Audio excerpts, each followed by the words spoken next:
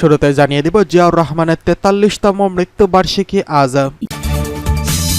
জানিয়ে দিব আজিজ বেনজিরের দায় নিয়ে সরকারের পদত্যাগ করা উচিত বলছে মির্জা ফখরুল। এছাড়া রয়েছে সাইকলনের মধ্যে ৩৫% ভোট সন্তোষজনক বলছে ওবায়দুল কাদের। সর্বশেষ জানিয়ে দিব সংকট নিরসনে কর্মীদের প্রতি জামায়াতের আমিরের নির্দেশনা। জিয়াউর রহমানের ৪৩তম মৃত্যুবার্ষিকী আজ। বিএনপির প্রতিষ্ঠাতা ও সাবেক রাষ্ট্রপতি জিয়াউর রহমানের ৪৩তম মৃত্যুবার্ষিকী আজ ৩০ মে। ১৯৮১ সালের এই দিনে চট্টগ্রামে একদল বিপদগামী সেনা সদস্যদের হাতে হত্যাকাণ্ডের শিকার হন তিনি। জিয়াউর রহমান মুক্তিযোদ্ধার অন্যতম সেক্টর কমান্ডার ও জেড ফোর্সেস অধিনায়ক ছিলেন। ১৯৭৭ সালের ২১ এপ্রিল রাষ্ট্রপতি হিসেবে দায়িত্ব গ্রহণ করেন তিনি। ১৯৮১ সালের ৩০ মে নিহত হওয়ার আগ পর্যন্ত তিনি এই দায়িত্বে ছিলেন। প্রতি বছর দিনটি জিয়াউর রহমানের শাহাদত বার্ষিকী হিসেবে পালন করে বিএনপি।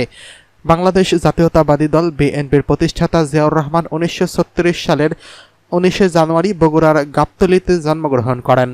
দিবসটি উপলক্ষে বিশেষ বাণী দিয়েছেন বিএনপির মহাসচিব মির্জা ফখরুল ইসলাম আলমগীর।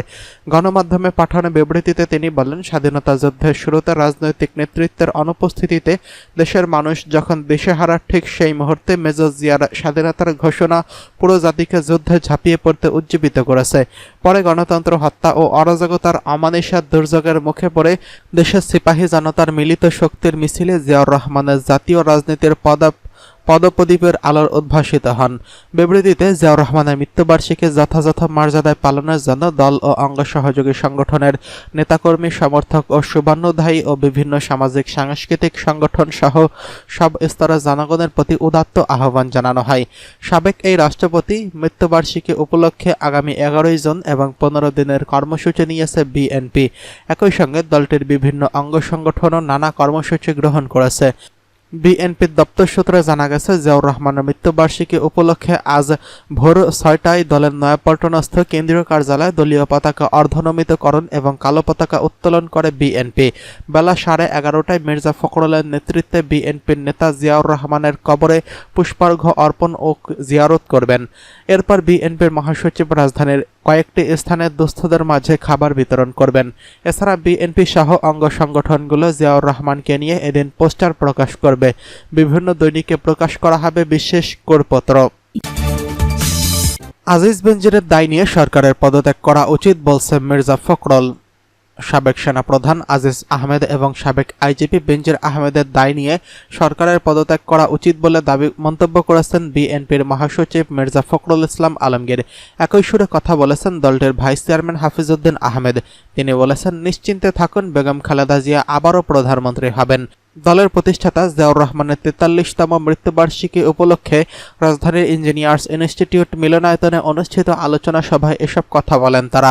ব্যানারবিহীন এই সভায় জিয়াউর রহমানের কোনো ছবি দেখা যায়নি।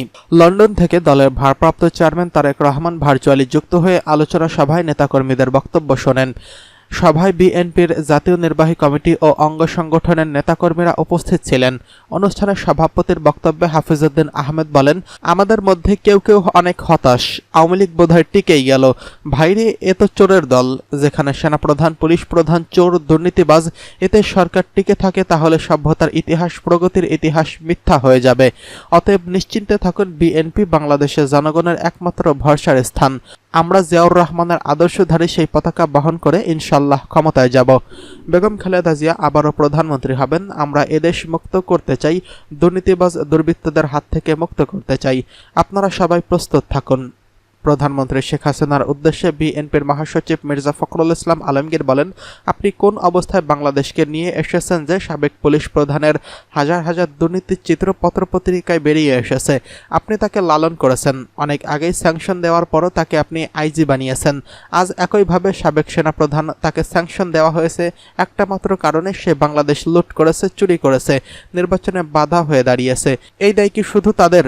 এই দায়ী সরকারের। আজ জোর করে ক্ষমতায় দখল করে বসে আছেন তিনি বলেন, আমরা এজন্য বারবার বলছি যে আপনাদের রিজাইন করা উচিত। একজন আজিজ শুধু নয়, একজন বেনজি শুধু নয়, অসংখ্য আজিজ বেনজির আপনারা তৈরি করেছেন যারা দেশটাকে লুট করে খাচ্ছে। একটাই কাজ, লুট করা। আমরা যখন ছোট ছিলাম তখন আমাদের মা কোলে নিয়ে ঘুম পাড়াতে গিয়ে বলতেন, ছেলে ঘুমালো, পাড়া জোরালো, বর্গী এলো দেশে। এই বর্গী কারা? বর্গী তো সেই সমস্ত লুটেরা যারা বার্মা থেকে আসতো, এসে লুট করে নিয়ে চলে যেত। এটাকে তখন বাংলাদেশের মানুষ অনেক ভয় পেত। আর আওয়ামী লীগ বর্গীতে পরিণত হয়েছে আজ। তাদের একমাত্র কাজ বাংলাদেশের সম্পদ লুণ্ঠন করে বিদেশে পাচার করা, সেখানে সম্পদের পাহাড় গড়ে তোলা। সাইক্লোনের মধ্যেও ৩৫% ভোট সন্তোষজনক, বলছে ওবায়দুল কাদের। সাইক্লোনের মধ্যেও ৩৫% ভোট সন্তোষজনক বলে মন্তব্য করেছেন আওয়ামী লীগের সাধারণ সম্পাদক, সড়ক পরিবহন সেতুমন্ত্রী ওবায়দুল কাদের। বুধবার ২৯শে মে আওয়ামী লীগের এক সভায় একথা বলেন তিনি। সেতুমন্ত্রী বলেন, উপজেলা নির্বাচনের তৃতীয় ধাপ শান্তিপূর্ণ ও উৎসবমুখর ও অংশগ্রহণমূলক হয়েছে। আমরা ভেবেছিলাম দুর্যোগের কারণে পরিস্থিতি আরও কমে যাবে, তবে সাইক্লোনের মধ্যে যেই ৩৫% ভোট পড়েছে এতে আমরা মোটামুটি সন্তুষ্ট। নির্বাচন সংশ্লিষ্ট সকলকে অভিনন্দন জানিয়ে তিনি বলেন, উপজেলা নির্বাচন সফল করা ছাড়া বড় চ্যালেঞ্জ ছিল। এই নির্বাচন ঘিরে অনেক ষড়যন্ত্র চলছে। তৃতীয় ধাপে ২-১টা বড় ছোট ঘটনা ছাড়া অবাধ ও শান্তিপূর্ণ নির্বাচন হয়েছে। বিএনপির উদ্দেশ্যে সেতুমন্ত্রী বলেন, তারা মাঠের আন্দোলনে ব্যর্থ, নির্বাচন ঠেকাতে ব্যর্থ, সবকিছুতে ব্যর্থ হয়ে চাঙা করতে গলাবাজি করছে। তারা ভেবেছিল জাতীয় নির্বাচনের পর দুর্ভিক্ষ হবে, কিন্তু এখন পর্যন্ত কেউ না খেয়ে মরেনি। এ সময় ওবায়দুল কাদের বলেন, বেনজির আহমেদ, আজিজ আহমেদের অপরাধ ব্যক্তিগত, অপরাধের জন্য তাদের শাস্তি পেতেই হবে। আওয়ামী লীগই বেনজির ও আজিজদের বিচারের মুখোমুখি করছে। তিনি আরও বলেন, আজিজ আহমেদ তার যোগ্যতার জন্য সেনাপ্রধান করা হয়েছিল, কিন্তু সে দুর্নীতি করলে তাকে তো শাস্তি পেতেই হবে। এছাড়া প্রধানমন্ত্রীর অফিসে গুরুত্বপূর্ণ দুজন ব্যক্তিকে আজ সরিয়ে দেওয়া হয়েছে। এতে কি প্রমাণ হয় না আমরা খোঁজ রাখছি। প্রসঙ্গত, প্রধানমন্ত্রী শেখ হাসিনার সহকারী একান্ত সচিব এপিএস গাজী হাফিজুর রহমান লিকু এবং উপপ্রেস সচিব হাসান জাহিদ ও তুষারের চুক্তিভিত্তিক নিয়োগ বাতিল করা হয়েছে। হাফিজুর ও তুষারের চুক্তিভিত্তিক নিয়োগ বাতিল করে আজ জনপ্রশাসন মন্ত্রণালয় থেকে প্রজ্ঞাপন জারি করা হয়েছে। সংকট নিরসনে কর্মীদের প্রতি জামায়াতের আমিরের নির্দেশনা। বাংলাদেশ জামায়াত ইসলামের আমির ডক্টর শফিকুর রহমান বলেছেন, বিপুল সম্ভাবনাময় বাংলাদেশ আজ নানা সংকটে জর্জরিত। দেশকে সংকট থেকে উদ্ধারের জন্য জামায়াতের কর্মীদেরকে অগ্রণী ভূমিকা পালন করতে হবে। মানুষের ঘরে ঘরে ইসলামের আহ্বান পৌঁছে দিতে হবে এবং তাদেরকে সংঘবদ্ধ করে ইসলামের মূল্যবোধের ভিত্তিতে সামগ্রিক পরিবর্তনের লক্ষ্যে বলিষ্ঠ ভূমিকা পালন করতে হবে। বাংলাদেশ জামায়াত ইসলামের কেন্দ্রীয় মজলিসের শুরা সাধারণ অধিবেশনে এসব কথা বলেন তিনি। গঠনতন্ত্র অনুযায়ী কেন্দ্রীয় মজলিসের শুরা সাধারণ অধিবেশনের সংগঠনের আমির ডক্টর শফিকুর রহমানের সভাপতিত্বে অনুষ্ঠিত হয়। তিনি বলেন, জাতির একটি কঠিন সময় অতিবাহিত করছে। মানুষের কথা বলার, মত প্রকাশের স্বাধীনতা নেই, স্বাধীনভাবে চলাফেরার অধিকার নেই, সভায় সমাবেশ, রাজনৈতিক অধিকার প্রয়োগের কোনো সুযোগ নেই। এই সরকার ক্ষমতায় আসার পর মানুষ ভোটাধিকার সহ সকল অধিকার কেড়ে নিয়েছে। প্রকৃতপক্ষে মানুষের আজ কোনো অধিকার নেই। রাজনৈতিক দলসমূহ, বিশেষ করে ইসলাম ও ইসলামী আন্দোলন ও ব্যক্তি ও সংগঠনের নিগ্রহের শিকার। ইসলামী দলসমূহ সরকারের নির্যাতনের শিকার হচ্ছে।